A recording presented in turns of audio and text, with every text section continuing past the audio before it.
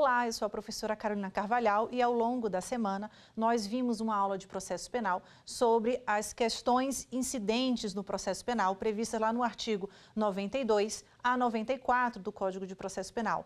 E hoje nós vamos ter algumas perguntas dos nossos alunos. Nós temos aqui hoje na bancada o aluno João Paulo, do 8º semestre de Direito, e a aluna Larissa, do 4º semestre de Administração Pública. Bem, qual seria a sua pergunta, João Paulo, sobre o tema que nós vimos durante a semana? A minha pergunta é sobre o que é falsidade ideológica. Bem, o que vem a ser falsidade ideológica? A falsidade ideológica é quando há uma inserção de conteúdo intelectual no material, no conteúdo material. Significa dizer o seguinte: o documento em si, ele é verdadeiro, mas o que está escrito no documento, o conteúdo intelectual deste documento é falso. Então, por exemplo, você tem uma carteira de identidade que materialmente ela é válida, ela é verdadeira, mas existem inserções ali dentro, existem anotações que não condizem com a verdade. E aí você tem uma falsidade ideológica, ok? Bem, agora nós vamos ver uma pergunta dos nossos alunos pelo WhatsApp. Meu nome é Leonardo Farias, eu estudo na UNB, faço Direito e estou no 9º semestre. Eu gostaria de saber, professora, se a questão prejudicial sobre o estado civil das pessoas é uma questão obrigatória. Bem, Leonardo, a questão sobre o estado civil das pessoas, sim, é uma questão obrigatória porque ela diz respeito ao estado de pessoas. E o artigo 92 do Código de Processo Penal, ele previu que essas situações, quando elas são relacionadas ao estado de pessoas, é uma prejudicial aqui obrigatória, o que significa dizer que ela tem que ser dirimida, ela tem que ser resolvida no juízo cível. E para que seja resolvida no juízo cível, eu tenho que ter uma decisão com trânsito em julgado, uma decisão definitiva. E aí essa decisão com trânsito em julgado, ela vai ser aproveitada, ela vai condicionar a decisão do processo principal. Ela pode, inclusive, acarretar a atipicidade de uma conduta. Então, sim, a questão relacionada a pessoas é uma questão prejudicial obrigatória. Agora nós vamos ver uma pergunta, uma dúvida da nossa aluna Larissa. Professora, sobre o indeferimento da restituição de coisas apreendidas, cabe mandado de segurança ou habeas corpus? Larissa, a restituição de coisas apreendidas é quando essas coisas elas não servem mais, a restituição ocorre quando ela não vai servir mais ao processo. Então, ela não servindo mais ao processo por inúmeras razões, ela pode ser devolvida ou não. O indeferimento dela, em regra, vai caber um mandado de segurança, porque para que caiba o remédio constitucional de habeas corpus, é necessário que tenha um cerceamento de liberdade e esse cerceamento tem que ser ilegal. Então, se eu estou diante aqui de um direito líquido e certo, eu vou impetrar um mandado de segurança, que é um remédio constitucional que a gente chama de subsidiário, que ele só vai caber quando não couberem outros remédios constitucionais. Agora nós vamos ver uma outra pergunta, uma outra dúvida dos nossos alunos pelo WhatsApp. Meu nome é Giovana Guimarães Soares, eu estou no 4º semestre de Direito na UNB em Brasília e, professora, eu tenho uma pergunta. Qual é a exceção que deve ser arguida em primeiro lugar antes de qualquer outra? Bem, sobre as exceções, nós temos a exceção de suspeição, a exceção de impedimento, nós temos a ilegitimidade de parte, nós temos a litispendência e a coisa julgada. Algumas exceções a gente tem a classificação de serem dilatórias ou peremptórias. E a aluna nos pergunta, bem, qual é a exceção que ela tem que ser julgada em primeiro lugar antes de qualquer outra? A resposta é a exceção de suspeição. O que vem a ser essa exceção de suspeição? É quando o juiz ele tem uma questão de ordem subjetiva que não pode, então, ele julgar o processo. E aí, em razão dessa questão subjetiva, ele deve ou ele mesmo se julgar suspeito ou, se ele não se julgar suspeito, as partes poderão arguir essa exceção de suspeição. Agora vamos ver uma pergunta do nosso aluno da bancada, o João Paulo. Professora, a própria parte que juntou o documento pode arguir incidente de falsidade? Ah, sim. Você está perguntando, então, sobre o incidente de falsidade de documento. Bem, a pergunta do João Paulo é curiosa. Por quê? Quando eu tenho uma parte juntando um documento e logo após ela pede um incidente de falsidade, o que nós estamos vislumbrando aqui? Ela quer se utilizar da própria torpeza. Em regra, João Paulo, ela não pode arguir esse incidente, porque ela estaria se utilizando da própria torpeza para se aproveitar de um momento protelatório do processo. Então, em regra, não há esta possibilidade. Bem, agora vamos ver uma outra pergunta dos nossos alunos pelo WhatsApp. Vamos lá. A suspensão do processo e da prescrição pode durar até quando?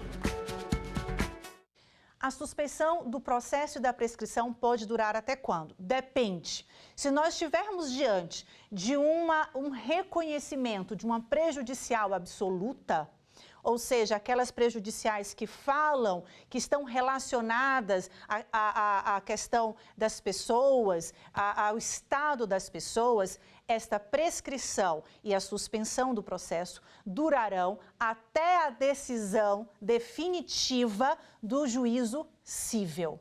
Agora, se nós estivermos diante de uma prejudicial relativa, que ela pode ser levantada ou no bojo do processo criminal ou no bojo de um processo cível, aí não.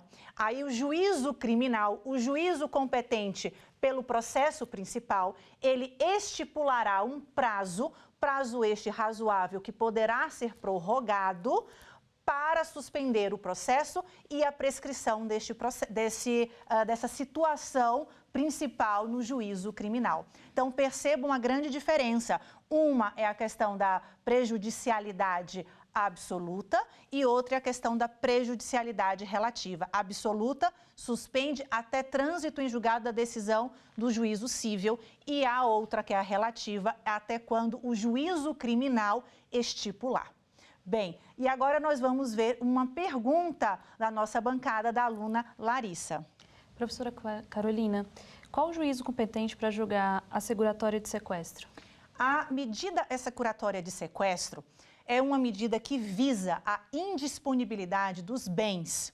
Bem, então qual é o juízo que vai aqui decretar essa medida cautelar assecuratória? É o próprio juízo criminal competente para indisponibilizar aqueles bens, provavelmente aqui do acusado. Bens esses que podem ser móveis ou bens imóveis, tá bom? Lembrando sempre que a medida assecuratória aqui de sequestro, ela visa uma proteção patrimonial e não uma proteção pessoal. Então, ela tem o escopo de proteger aqui o patrimônio, de garantir de forma cautelar o patrimônio, indisponibilizando o bem.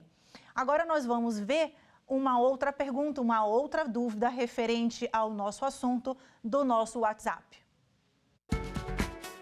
Professora, o que é conflito positivo de competência? Conflito positivo de competência. Ele se dá quando dois juízos ou mais se declaram competentes para julgar aquela causa. Então, você tem dois ou mais juízos dizendo, não, a causa é minha, eu é que vou decidir. Já complementando aqui a pergunta da nossa aluna, se eu tenho um conflito positivo aqui de competência, nós temos também um conflito negativo. Pelo próprio nome, o conflito negativo se dá quando os juízos, eles dizem que não são competentes. Então, vem comigo aqui, eu estou com um processo, eu sou juíza, eu olho para esse processo e falo, não, eu não sou competente para julgar esta causa. Eu remeto ao juízo competente da vara X. Aí chega lá na vara X e fala, também não sou competente. Quando ambos se declaram não competentes, eu tenho um conflito negativo. A contrário senso, quando ambos se declaram competentes para o juízo, para julgar aquela causa, é o conflito positivo de competência. Bem, agora nós vamos ver com João Paulo qual é a próxima dúvida. Carolina, sobre o acusado, pode ele se negar a ser submetido ao exame médico legal? Sobre o exame médico legal. Esse exame médico legal, ele está muito relacionado com o incidente de insanidade mental. Esse incidente de insanidade mental, ele visa aqui a nós analisarmos a culpabilidade da questão do crime. Lembrem sempre que o crime ele é composto por fato típico, ilícito e culpável. Bem, se eu estou falando sobre a culpabilidade, eu estou falando de um exame médico legal requerido pela defesa. Se é um exame médico requerido pela defesa, por óbvio e por lógica, vai ser para beneficiar o réu. Então, não caberia ao réu aqui se negar a ser submetido por um exame pericial. Isso seria uma regra, João Paulo, porque nós podemos ter alguma questão casuística que leve aqui a que o réu não seja submetido ao exame pericial, se porventura esse exame pericial vier a produzir prova contra o próprio réu. Mas em caso de insanidade mental, um incidente de insanidade mental, não seria o caso, porque pode gerar aqui uma ausência de culpabilidade. No próximo bloco, vamos ver as demais perguntas dos nossos alunos. Até lá!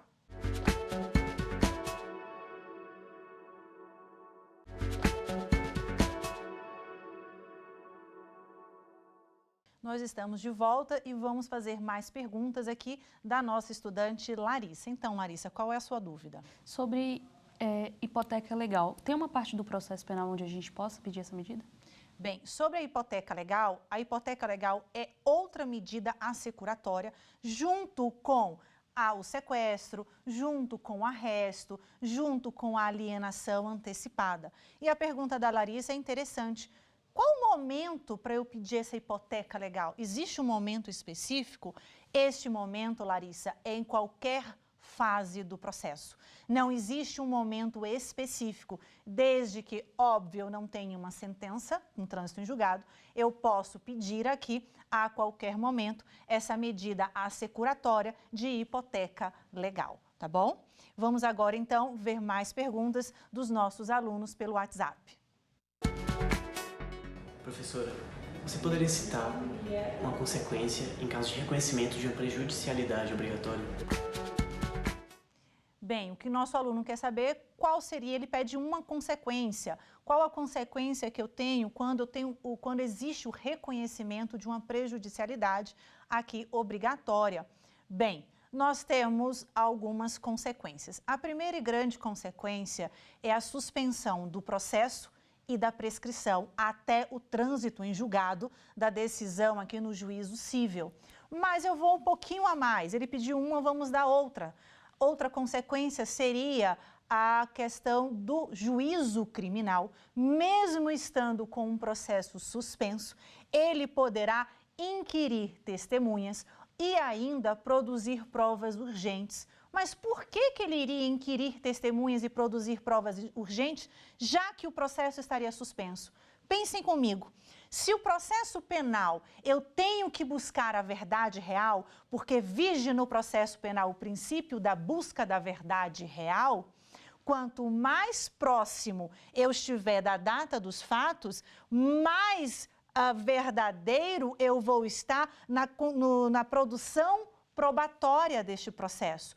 Como assim? Imagina que se esse processo cível, que eu estou analisando a prejudicial obrigatória aqui, demorar 2, 3 anos, as testemunhas que presenciaram o fato ilícito, elas vão esquecer do fato. Então, muito mais difícil de eu buscar esta verdade real no processo criminal. Então, mesmo que este processo esteja suspenso, mesmo que a prescrição esteja suspensa, o juízo criminal poderá ouvir as testemunhas e produzir provas urgentes, provas essas que podem se esvair ao longo do tempo e prejudicar aqui a busca da verdade real.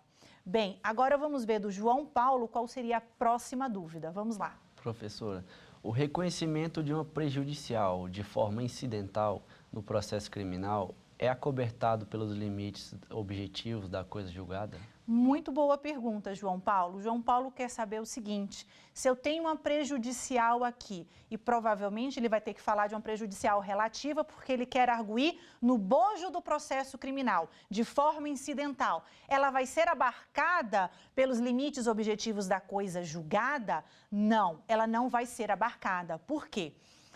Vamos lembrar que a sentença, a decisão judicial, ela é formada de relatório, fundamentação e dispositivo. Tudo bem. O que vai transitar em julgado? O que vai formar a coisa julgada material? O que vai se tornar aqui imutável? Vai ser o dispositivo. Tudo aquilo que estiver no dispositivo de uma decisão condenatória ou absolutória poderá produzir a coisa julgada material. E aí nós temos o limite objetivo da coisa julgada material. Bem, se eu estou falando de uma prejudicial relativa, que ela foi arguída de forma incidental no processo, então o incidente ele vai estar descrito, ele vai estar fundamentado em que parte da sentença? No relatório, na fundamentação ou no dispositivo? Na fundamentação. E a fundamentação, ela não transita em julgado.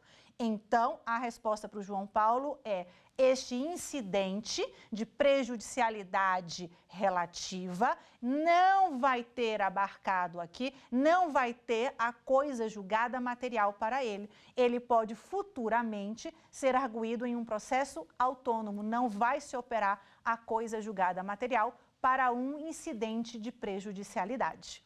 Bem, agora nós vamos ver uma outra pergunta, uma outra dúvida dos nossos alunos pelo WhatsApp. Professora, eu gostaria de saber se a ilegitimidade de parte pode acarretar a rejeição da inicial acusatória. A ilegitimidade de parte, uma outra exceção que a gente estuda nas questões aqui processuais. A ilegitimidade de parte é quando a parte não é legítima para ingressar com a ação penal, seja uma legitimidade ad causam ou ad processo. Tudo bem. E aí a pergunta da nossa aluna é o seguinte: ela pode causar a rejeição aqui da inicial acusatória? Sim, ela pode causar essa rejeição. O artigo 375, inciso 2 do Código de Processo Penal, previu que a ilegitimidade de parte, ela vai causar a rejeição da denúncia ou da queixa-crime. Por quê? Porque ela não vai estar atendendo os requisitos para inicial acusatória previstos no artigo 41 do Código de Processo Penal.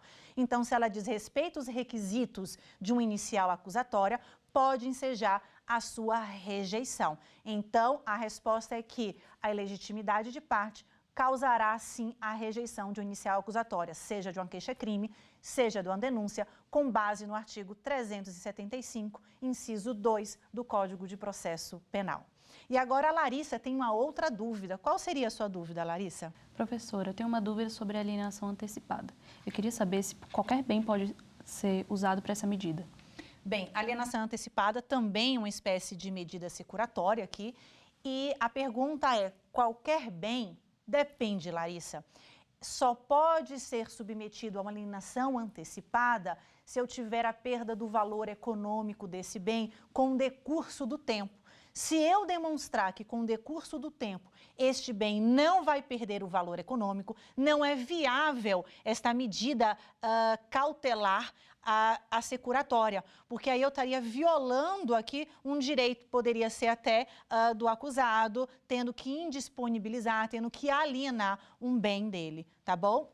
Isso aí via de regra. Mas lembrem sempre, para que eu antecipe esta alienação, é necessária a demonstração da perda do valor econômico do bem ao longo do tempo, com o decurso do tempo, ao longo do processo. Tá bom? E agora nós vamos ver uma outra dúvida dos nossos alunos pelo WhatsApp. Professora, você poderia citar quais são as exceções peremptórias?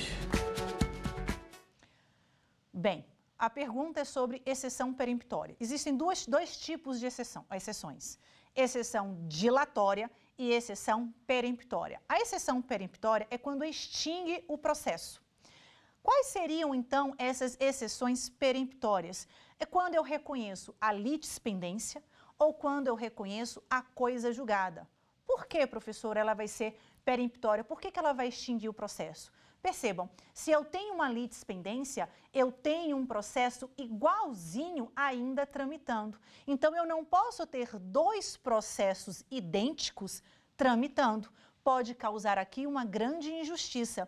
Então, neste caso, o segundo processo ele tem que ser extinto. Por isso que é uma exceção peremptória. E a exceção da coisa julgada também é peremptória. Por quê? Porque imagina o seguinte: eu já tive um processo com decisão transitada em julgado, uma decisão definitiva, e agora eu estou tendo um outro processo idêntico àquele que já foi extinto para julgar a mesma causa. Também não há possibilidade. Logo, este processo, esse segundo processo que está tramitando, idêntico àquele que já foi encerrado, ele tem que ser encerrado. Por isso, com exceção peremptória, porque ele vai extinguir esse segundo processo. Agora, quais seriam, então, as exceções dilatórias? São aquelas exceções onde eu não encerro o processo. Eu retificando alguma situação, o processo poderá continuar. Por exemplo, ilegitimidade de parte. Então, se eu tenho uma parte legítima para ingressar com ação penal, se eu retifico a parte que deveria ter ingressado com a demanda criminal, o processo pode seguir o seu curso normal. Perceba a grande diferença entre uma exceção dilatória e uma exceção peremptória. Bem, agora nós vamos ver uma dúvida do nosso querido aluno João Paulo.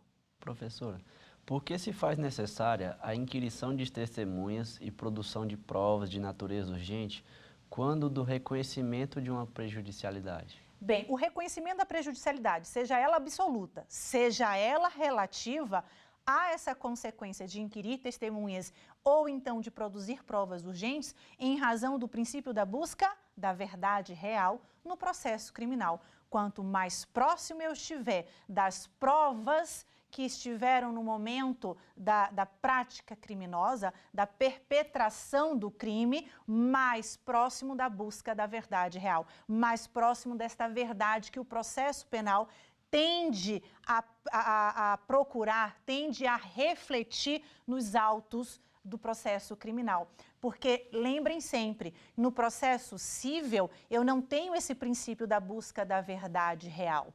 Já no processo criminal, sim, a busca da verdade real é o intento do processo criminal para que haja aqui a verdadeira justiça.